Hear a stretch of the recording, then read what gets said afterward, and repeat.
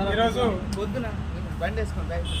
కేసీఆర్ గారి జన్మదినం సందర్భంగా వారికి కేక్ కట్ చేసి శుభాకాంక్షలు.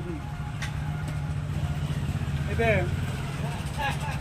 మన తెలంగాణ రాష్ట్రం ఆంధ్ర పాలకుల చేతిలో నలిగిపోతున్న రోజులలో పులి నోట్లో తలకాయ పెట్టినట్టు తన ప్రాణాలకు తెగించి తను పోరాటం సాగించి ఎన్నో కష్ట నష్టాలు కోర్చుకొని ఈరోజు స్వేచ్ఛ స్వాతంత్రంతో తెలంగాణ రాష్ట్రాన్ని సాధించి పెట్టినటువంటి గనుడు.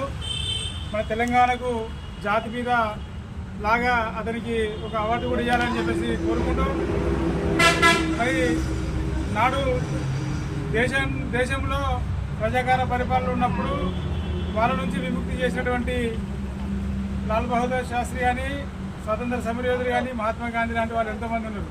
మరి నేడు గత స్వాతంత్రం వచ్చి 75-80 ఏళ్ళు గడిచినప్పటికీ కూడా ఇన్ని సంవత్సరాలు అంటే అప్పుడు తెలంగాణను ఆంధ్రలో విలీనం చేసినప్పుడు తెలుగు ఒకటే భాష అని చెప్పేసి తెలంగాణ 4 కోట్ల జనాభా అమ్మాయి లాంటిది, హుషారైనటువంటి ఆంధ్ర పాలకులు అబ్బాయి లాంటి వాళ్ళు అని చెప్పేసి అప్పుడు ఇద్దరిని ఏకం చేశారు.